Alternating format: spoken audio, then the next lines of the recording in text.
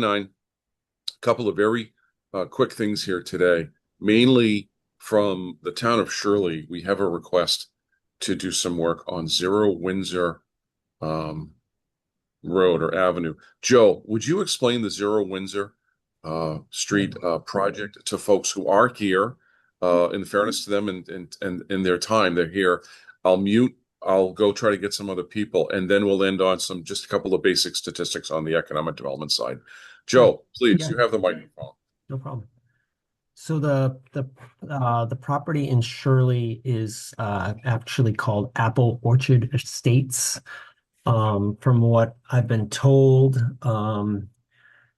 it was an old apple orchard. There is some info in Mass DEP of a small area of the site that was apparently remediated. It seemed like that was the area where pesticides may have been stored or used or mixed. The rest of the property has pretty high levels of arsenic, which is pretty common with apple orchards. According to the town, the developer has developed the cleaner lots of the property, and the remaining lots, which it's subdivided into 49 separate lots, has the higher levels of arsenic, and the developer may have stopped paying taxes, but I think the town is interested in acquiring those remaining lots. So they've come to us to ask for some assessment. I've put together a scope for Glenn that includes a phase one and also some additional LSP, MCP review of the data and the files. There is a way in the MCP to be exempt from remediation for pesticides that were applied in accordance with their instructions. So the goal of that LSP MCP work would be to see if that avenue is available, and if it's not, to provide some insight onto it as to what we think would need to be done from the Mass DEP side of things.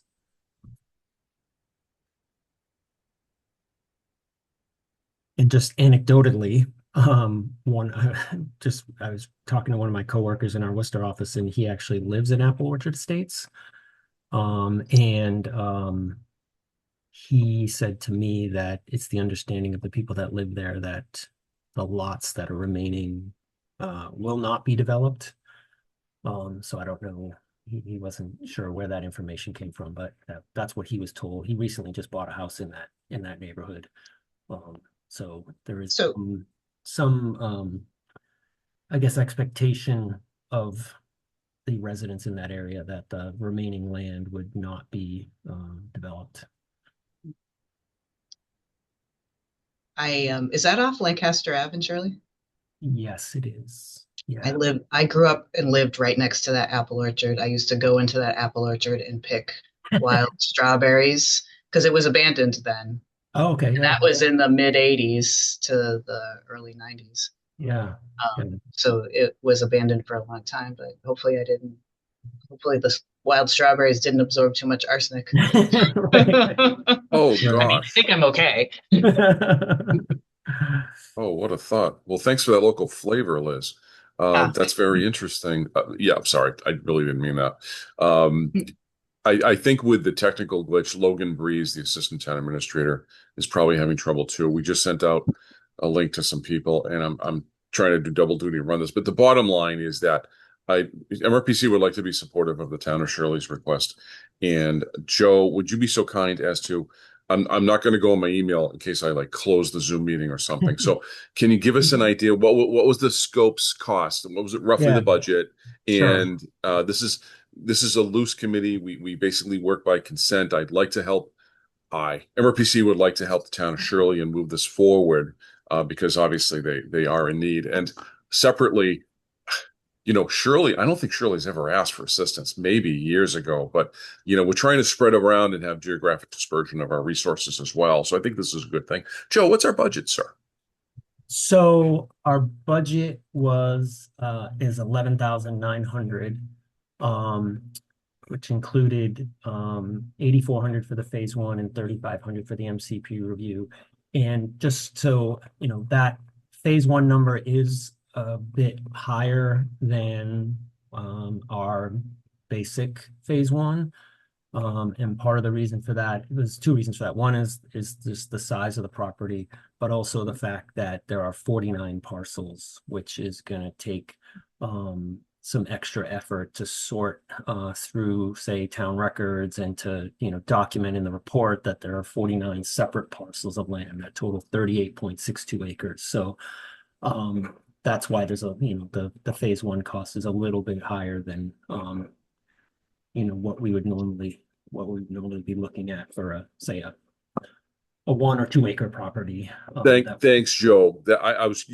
You got me. You preempted my question about the cost differential. I mean, from our point of view, not a big deal. I think we have over $100,000 in uncommitted funds, so the budget can handle it. And this isn't like a quarter acre gas station site. Any questions about this particular property? Liz, thank you again for that. I think that was very helpful. Liz, sorry, when you say abandoned, did the farmer stop farming, or was it transition? When I moved there, and so that actually was, now I think about it, we moved there in 82.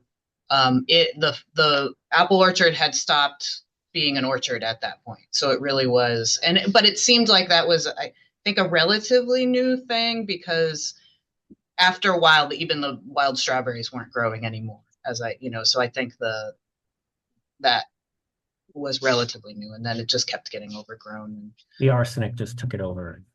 Yeah, and because it was abandoned for so long, there was, dumping that, excuse me, I think that would happen from time to time, but, not as often in a small town like Shirley as it might happen like in an area like a bigger city like Pittsburgh. But yeah, but there was definitely a little bit of dumping that was happening there too.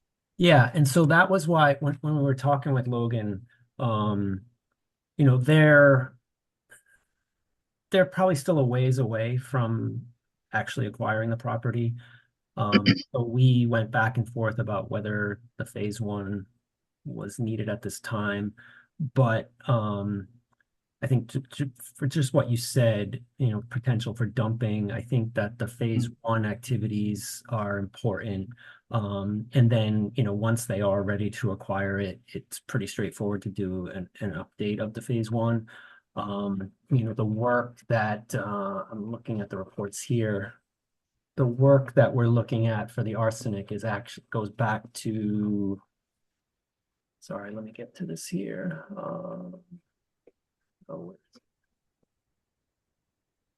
Back to like 2000, it's like over 20 years ago, like 2006.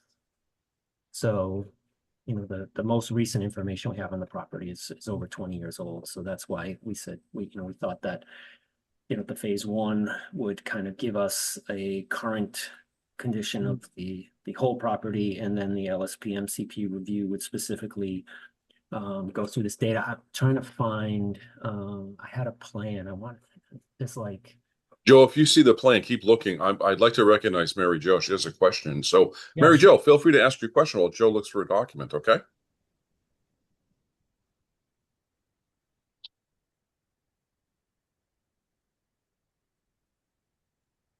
Mary Jo, if you're talking, you're muted. There we go. Sorry about that. Super quick question, and I should know this, but just more for my own FYI info kind of thing. Is arsenic naturally occurring with apple orchards because of apple trees just the way they are, or is it left over from pesticides when the orchard was agricultural? Yeah, it's pesticide related most of the time. There is, arsenic is a naturally occurring element in soil, and in certain parts of the state, it's actually quite a bit higher even than the Mass DEP cleanup standard.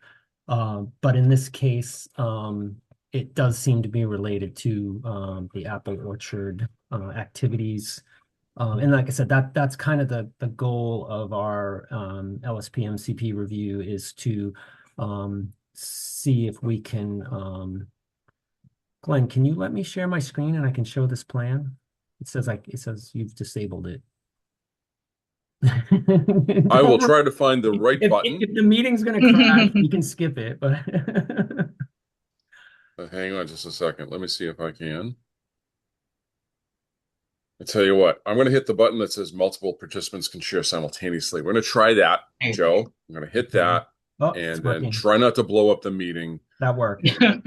Yeah. Okay. Great, Joe. Thank you. Can you see this? Yes, sir. So my understanding is that this geometric shape was likely the whole parcel. So our property would be some subset of this, which we need to determine. But according to this, I see soil borings up to 81. So you can see they did do a lot of investigation on the property. So, you know, what we need to do is we need to take this plan, merge it with what the town is looking to acquire, and then figure out which of these sample locations are on the parcels that the town wants to acquire. And then with some, you know, talking with one of our people here, is that you know, we also need some information from the town on, okay, are you just going to merge these back into one lot and keep it as open space, or do you intend on you know, developing any of the lots? So that could come into play with if there's, for example, if say there's a lot like over in this area where there's no sample, maybe we need to recommend that there's some additional sampling. But there's already been a lot of sampling done here. So anything we would recommend for additional sampling would be to supplement what's already been done. The good thing, there's not many good things about arsenic, but one of the good things is that it's pretty stable and inert. So even though the data is 20 years old, it's unlikely to have changed. There are other contaminants we deal with that do change over time, such as petroleum. More organic type compounds will degrade over time, but arsenic is pretty stable. So you know, even though this data is old, it's still usable. But yeah, there's been a lot done, and there's even been, you can see there's some wetland, vernal pools and stuff. There's even been, I believe there's, yeah, so there's also, on top of those soil borings, there's sediment sampling that was done. So there's quite a bit of information to go through, and like I said, then correspond it to which parts of the town require, which I would assume would probably be most of the wet parts, because that's part the developer probably didn't want those parts. So yeah. Joe, correct me if I'm wrong. I believe the information we have from Logan is that the town may take the property in tax title, has not yet done so, and would like to have some due diligence done before they proceed down that path. Right. So if assuming that the town has not taken the property, which I believe is true, then the property is still owned by a developer who's basically not paying taxes, may or may not be bankrupt. I don't know. So I guess, folks, just for everyone's edification, so, you know, right of access is an issue, and Joe will have to deal with that after our approval, right? Right.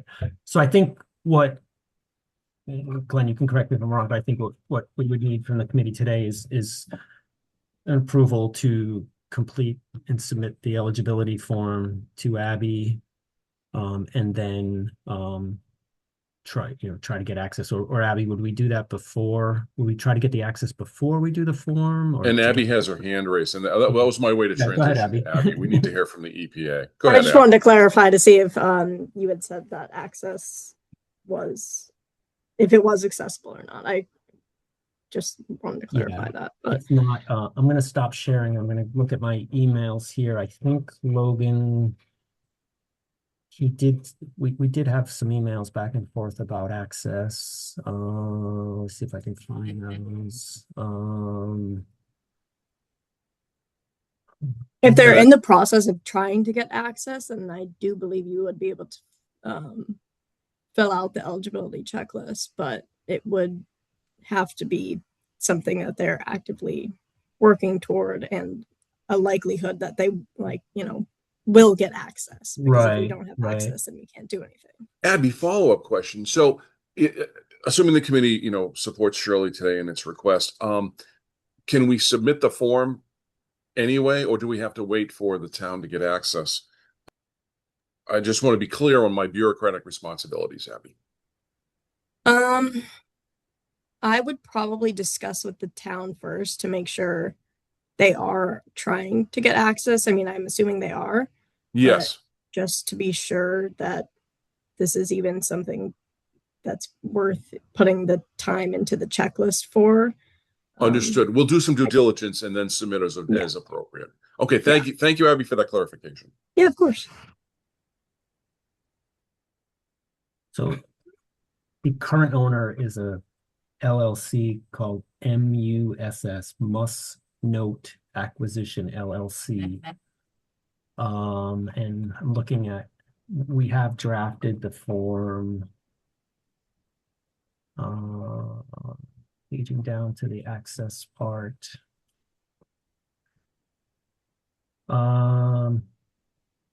Yeah, so Logan answered to the question, does the assessment grant recipient have access for the property? He said not currently, but we could request this. So I don't think they've actually made the request yet, but I think, like Glenn said, if the committee approves us to move forward, I think we can email Logan today and say, please, please make the request for access. That makes sense. That makes sense. So if we can clean that up where Logan has said, okay, we made their request, and then maybe we can then submit the form after that or something like that. I'm seeing a nod from Abby. So, okay, I think we're headed down the right path. Committee members of who are here, who are not the bureaucrats like me, any questions or comments? Thank you again, Liz, for that history. It's always great to have local history on the ground.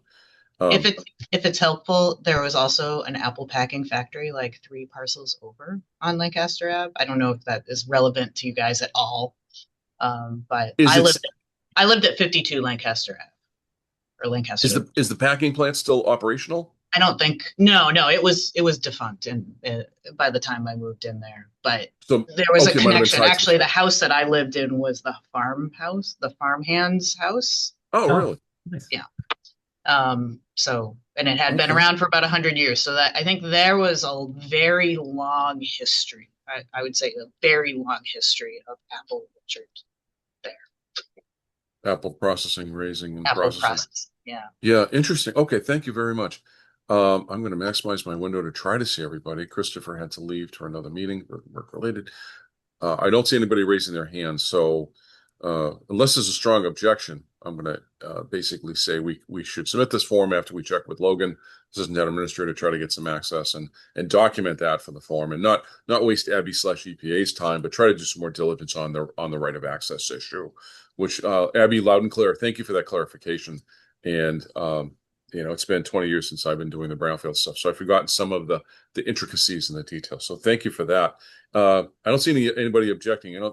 Can I see somebody nodding their head like this is okay? Mm-hmm. Liz, Mary Jo, thank you. Zach, good man.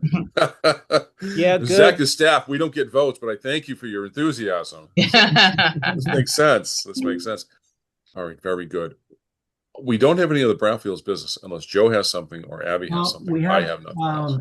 Athol. Go ahead, Joe. We have Athol, right? Go for it. Yeah, Let's talk about Athol. We put together a scope. Actually, okay, what's the property again, Joe? Yeah, hold on, let me. It's kind of too bad about the Eric is not here. It's the former shooting range. I think it's addressed as the Rod and Gun Club, Athol. Yeah. Thank you all. Glendale Avenue. And that one we've put together a similar a phase 1 and a MCP review with a budget of $9,900. This one is, how many acres is this? This one's also pretty big. It's 26.48 acres. Used for skeet shooting until 1994, and then the Athol Police Department uses it as a firing range, and the town has stored debris and street sweepings on the property over the years. There was a removal action in 2009 by EPA that removed over 8,500 tons of contaminated soil, which I believe the town had to pay for part of that at least. Yes. But, and this is similar to Groton, you know, an EPA removal action does not remediate properties to Mass DEP standards. It remediates to remove imminent hazards. So since that time, it hasn't really proceeded with the Mass DEP analysis of, you know, how it can move forward to get a permanent solution within the state system. So Eric had asked us to kind of, you know, do that work. And again, you know, the phase one is mostly to see what the current state of the property is. And then the LSPMCP review is to try to develop a pathway as to how the property can get to some kind of closure point with Mass DEP. And, you know, I haven't dug into it too much. That could include additional investigation. It could include additional remediation, or it could, you know, we could determine that the work that was done was sufficient. Part of it depends on what the town wants to do with the property in the future, because that goes into the Mass DEP risk assessment process. You know, if they come in and say, we want to put a residential development here, that, you know, that puts a pretty high bar on what kind of contamination can remain. If they want to use it for, say, open space or less intensive use, then maybe, you know, maybe they can get to a point where not much more has to be done, but it's really a big unknown for the town right now. Joe, and thanks for bringing up Athol. That slipped my mind. I guess I got lost in the techie issues of Zoom. What's our ask of the committee today? Do we have a budget to ask them? Yeah, that was 9,900, and that's 9,900, a similar LSP MCP review to do the work you outlined. Yep. So, okay, thank you for that. Abby, thoughts from EDA? EDA. Oh, I'm screwing up my federal agencies. EPA. The Great Environmental Protection Agency. Abby, you have the microphone for any thoughts, questions, comments, or concerns. Sorry, I'm searching through my files to see what we have on Athol. Can't find no worries. Yeah, and this, just to remind you, Abby, so this one came to MRPC rather than going through Athol's grant, because Athol is a potentially responsible party. Yes. And MRPC is not. So they could not assess this property with Right. the grant the town received directly because of the police shooting range and the town's use of the property. Right. So that's why this one's coming to us rather than their own grant that they received. And they're looking for a phase one, right? Yes. Okay.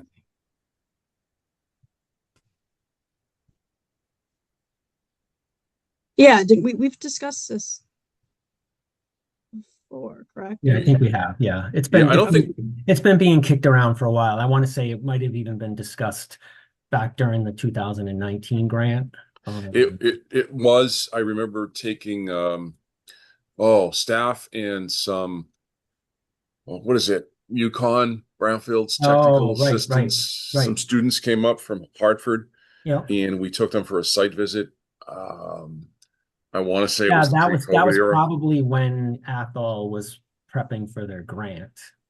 Yeah, that makes sense. Yeah, and they were working out the payment plan. They may have paid it off at that time.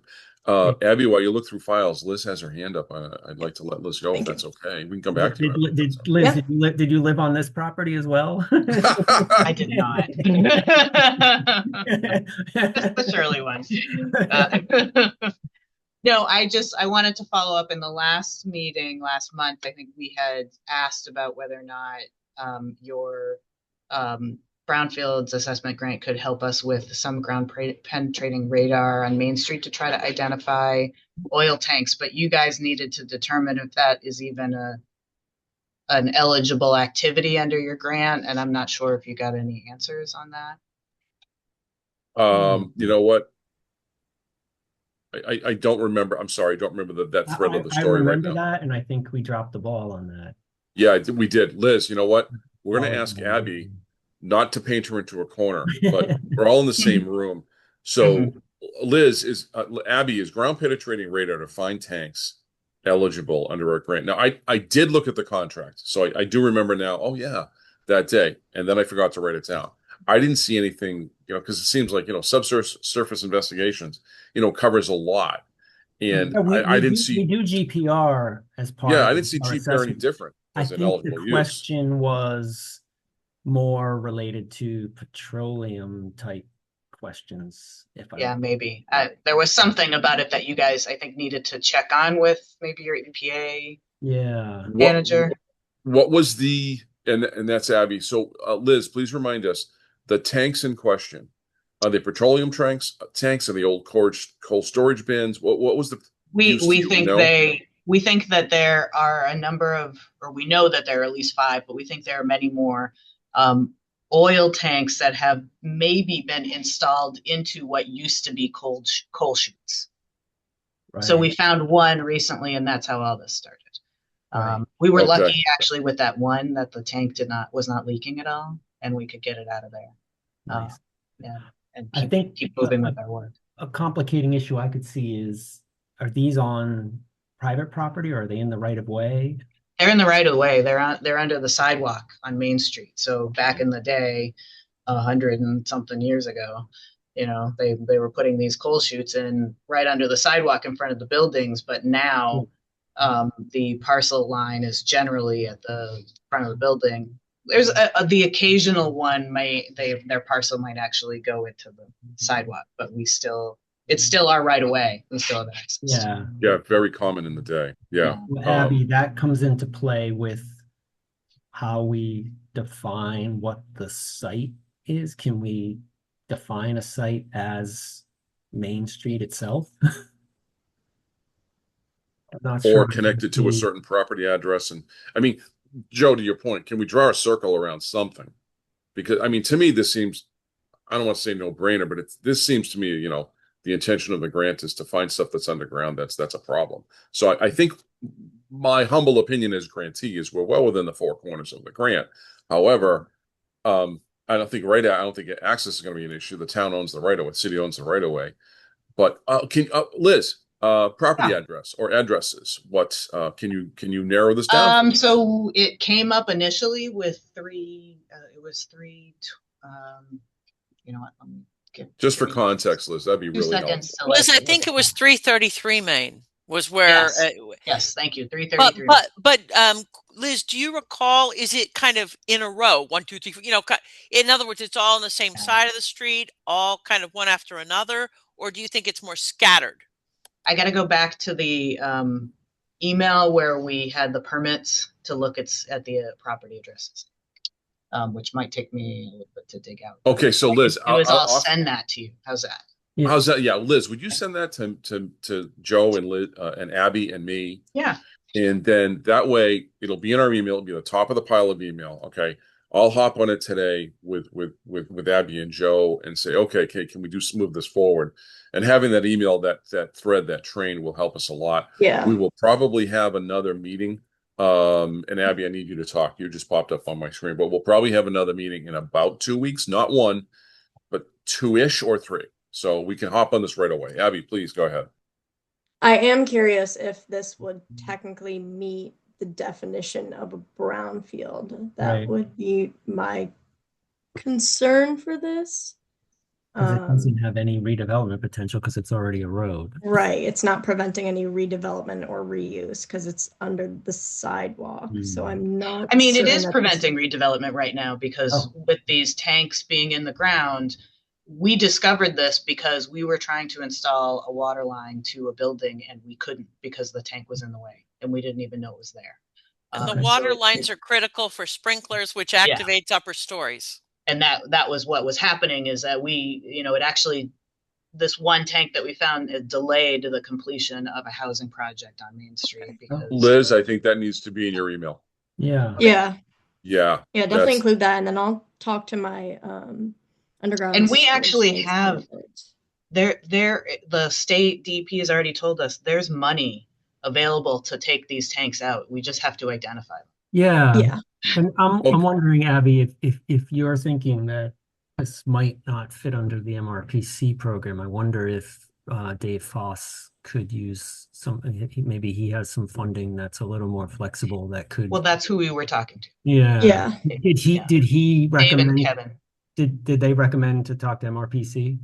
Well, they recommended that we try to identify some source to be able to do the ground penetrating radar, and Okay. so they were not offering to help us with the ground penetrating. Oh, okay. radar. Okay, interesting. Liz, I would say write a real kick butt email that really documents all these things. That says we meet the federal definition of brownfield by this. It is prohibiting. Thank you, Mary Jo and Liz. It is prohibiting development. Give them this example of the prohibition that happened, the blockage, right? Mhm. And I guess what I'm really saying is if you give an evidentiary narrative to Abby Jomey, and then Abby has something virtually bulletproof that she can take to her UST people, supervisors, whoever Abby needs to talk to internally at the Region 1 office in Boston. Why not, kind of tee this up for Abby and make her job easier? Because that's what I try to do in my day job. Every time I see an email from Abby or see her face, it's like, okay, how can I get through this and make her job easier? Because that's a part of our job. I'm hoping we can do this because this seems, I don't want to say no brainer, but I think we're in the four corners again. So Liz, great writing skills. Keep, go with that. How's that sound? Yeah, that All sounds right. great. Thank you, Glenn. And we also had asked you, in the Abby. last meeting about assessment for the portion of our airport, and I'm not sure if there's been any progress on that. I think we approved it in the last meeting. Yeah. I would have to defer to Joe because Joe's basically getting 95% of the grant. He's doing all the work, and I just run meetings and try to not screw up Zoom meetings. So, Joe, can you talk about the airport facility? Airport road project? Cannot. Sorry. Want me to send you that information? Yeah, again? I feel bad. I'm letting you down, Liz. We have plenty of time. Yeah. I think we have Right now, in Joe's defense, Joe is doing a lot of work, and we are meeting about every 2 weeks right now. So I think typically we meet every 2 months. And this isn't a bad thing, Joe, and I feel bad for letting down, but this isn't a terrible thing. We want to get back to this, but every 14 days, Joe's doing other things. So if we can concentrate on Rod and Gun Club, Athol, surely we know what to do. The oil tank conversation in Zero Airport Road. Joe and I can get back on ASAP by Monday. Well, I do have. I mean, I have been doing something for. Tell us what you're doing, Joe. We have submitted the QAP for Zero Airport Road for the redevelopment authority. So we are that's the PFAS paper waste issue. Yes. With the potential or maybe not potential anymore, Amazon. So that is submitted. And once we get approval on the QAP, we'll be out doing field work there. So, and I believe that was submitted just within the past week or two, so that that's in EPA's house now, and Abby's nodding. So, okay, they just got back to us. So, okay, so it is moving forward. All right. Yeah. Well, that's a different project. Just so you, clarification, Zero Airport Road is the FRA. Yeah. The actual airport's address is 557 Crawford Street. Oh, thanks for the clarification. I'll make that note. Okay.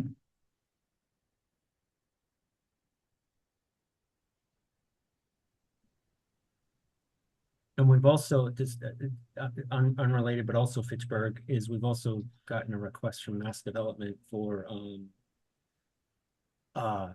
Zero Princeton Road.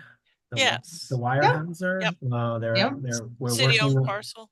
Yeah, we're working on the site readiness through Mass Development. Oh, great. So I had a couple meetings this week about that, and we're trying to put together a scope and looking at all that. So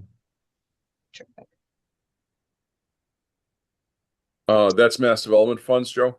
Yes. Okay, I just want to make that note. Yeah. Very good. Are there any other projects we really should be talking about? Because I can give update. Leominster and Groton, the QAPs are approved, so we are ready to start field work once the snow melts.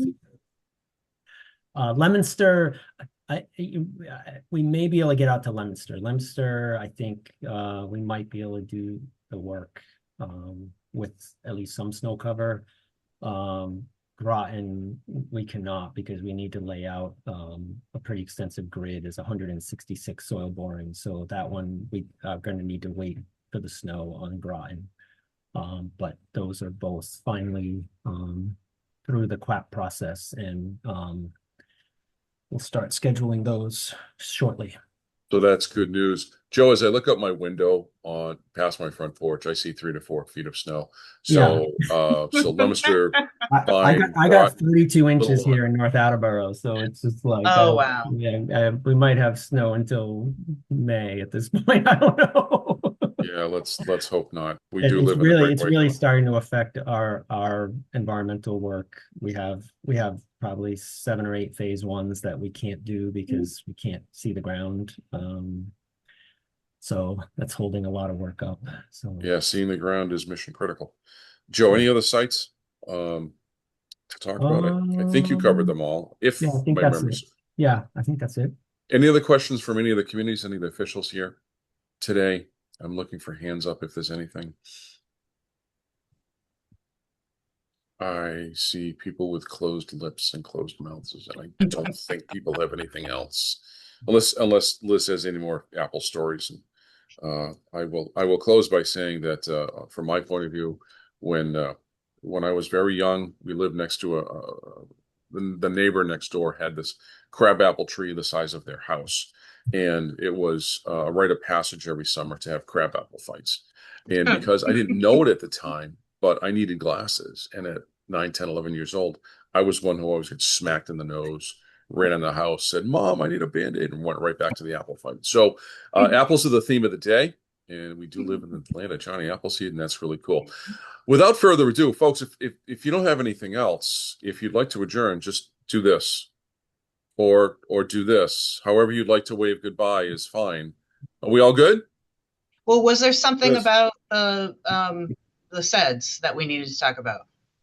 I Yes, thought I there saw was. something on the agenda. You had I got called so it excited with a the joint meeting, and so I wasn't sure if there was any Yeah. SED related chatter. honestly, I got so excited with all the Brownfield stuff that's going on, I forgot. And this is only 2 minutes. So I'm going to share my screen very, very safely. Give me a moment. And share. And I will do that.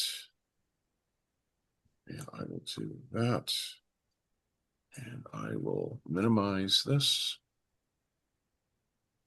Now I'm going to turn off my camera because if I don't, I'm just going to have a problem. Okay, get rid of the video, Glenn. Very good. Now I have a document that is here. Very quickly, I just want to do some due diligence and tell you folks that we are collecting a variety of data points for all sorts of information under the EDA grant, Economic Development Administration grant with the MRPC. We have to collect data and look at trends. So I want to shout out to Zach. Zach K here is been working on collecting data. I'm collecting it a little bit here and there. Kayla Kress, our GIS and IT programmer, is also collecting data. And this is kind of where we start. So I can't maximize this because there's a menu in front of me. But the bottom line is it's been fascinating to look at some of the data points. We look at the national, we look at the state, Worcester County, and then we collect a lot of data on the ground for the 22 cities and towns. And that takes a lot of time because if we want to collect, understand the unemployment rate, for example, which is at the top here on the top left of the screen, we have the U.S. rate in December 4.4%, 4.8% for Massachusetts, Worcester County 4.9%. I threw Templeton in there because I'm just starting to write a plan for the town of Templeton, an economic development plan that's due this June 30. and just try to look at data and do comparisons. So it takes a while to pull some of this together. Glenn, I might thought it you was be able to shoot. show a little more of what you're speaking of? We see an abbreviated screen, so maybe Yeah, you have more that you're seeing than we see. I'm trying to maximize the window, and unfortunately, I can't move the window, and Okay. I can't move this menu, and Okay. that's my mechanical problem. I'm a Okay. tech mechanical idiot. I'm very sorry for that. What I can do is try to increase that. That's way too big though. We can see That's- like a second of it, like a just a really yeah, small amount of that. yeah. I'm gonna lower it.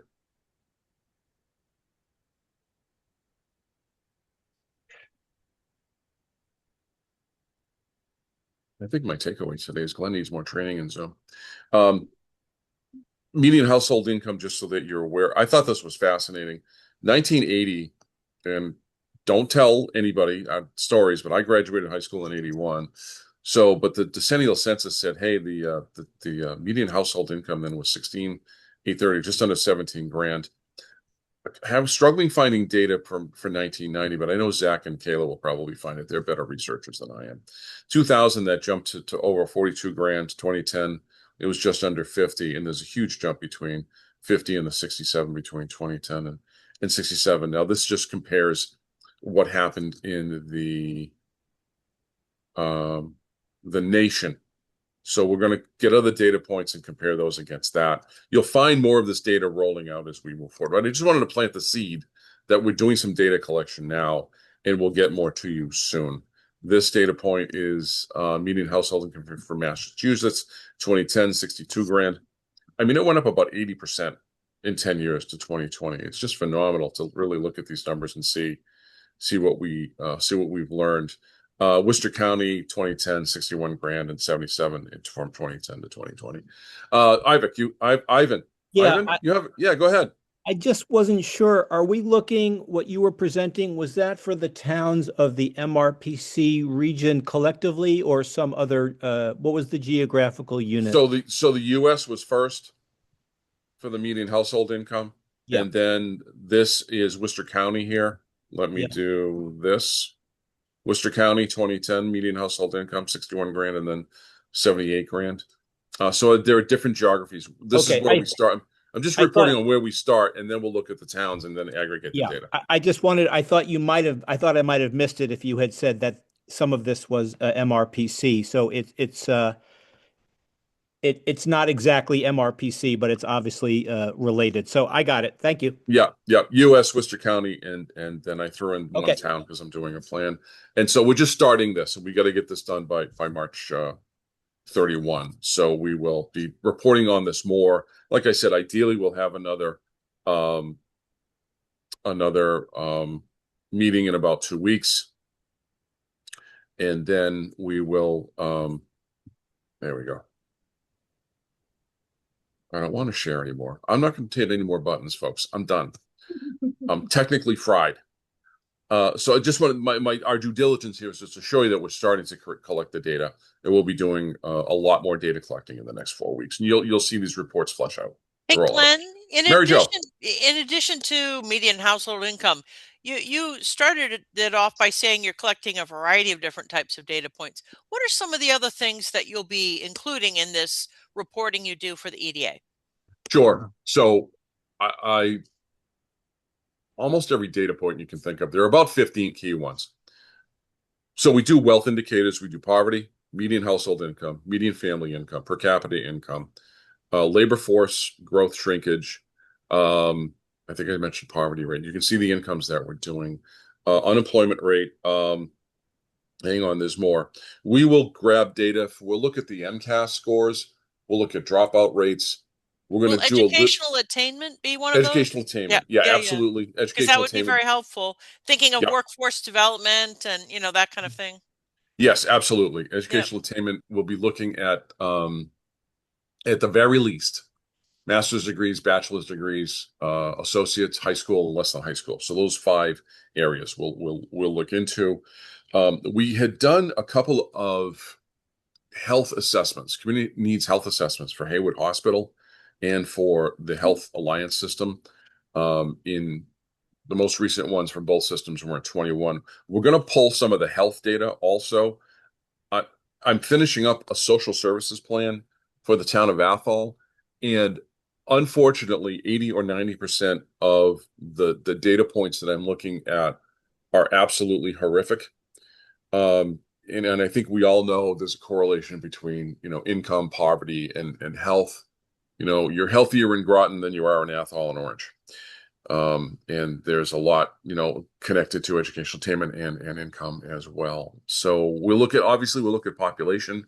A lot of this data is actually, that we're going to update is in our comprehensive economic development strategy. So if you want to look at actually what we'll be updating, it'll be all of those demographic tables and socioeconomic tables that are in our CEDS. Our CEDS is online. If you Google Comprehensive Economic Development Strategy, mrpc.org, it'll pop up. Glenn, one more yes, question.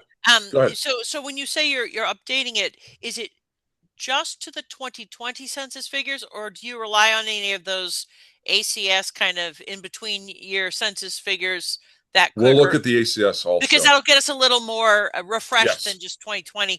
A lot has Yes. happened since 2020. Yes. And so it could be almost a mischaracterization we on know. a number of fronts. Yes, absolutely. Yeah. We have to look at the ACS because I believe the ACS for 24 came out fairly recently. I know the 23 is out. I defer to the Zacks and the Kaylas of the world to know exactly what ACS is out there. So quite frankly, we'll be looking at a lot of ACS data. And also, I think the last thing we will look at will be, we have, so our geographic information software we have a subscription with Esri, ESRI, out of Redlands, California. Most governments use Esri GIS software. There's a module you can buy if you use Esri GIS. It's called Business Analyst Online, or BAO. And that has a lot of market data. And we will look at, I know Zach is a champion at looking at Esri BAO data. And we'll look at the market area also to try to add some more flavor, because I find bluntly, while the census information and the ACS information is interesting and gives you a picture, a snapshot, it doesn't really say, well, what are the market conditions? What's the retail leakage and other things like that. So we're going to be looking at a few of those data sets also, to try to have a little more comprehensive performance measures report. That would be very helpful to have that type of stuff added into your update, simply because we've seen in Fitchburg a lot of, I'll call them investors, people who've purchased properties or have been shopping Fitchburg that maybe were from Eastern Mass or that kind of thing. And so as we've gotten to know these incoming developers, and many of them have embarked on projects, it just occurs to me that the more they can get a snapshot of our region kind of as close to the moment as possible, that would really help.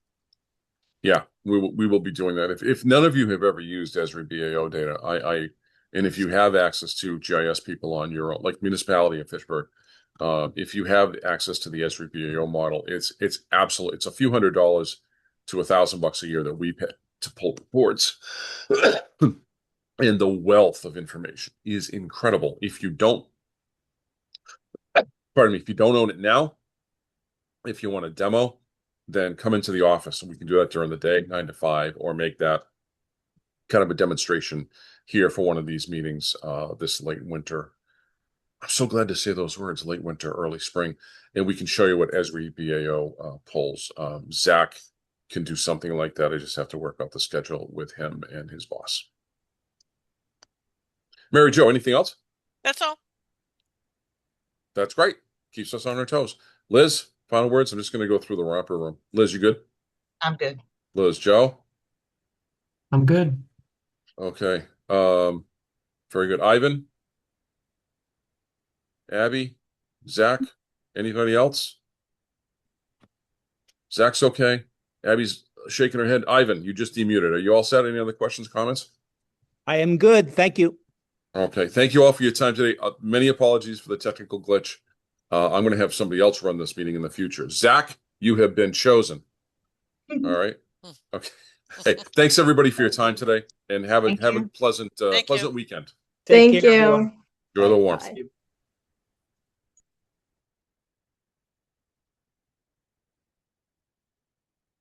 few showed up. I mean, that wasn't terrible.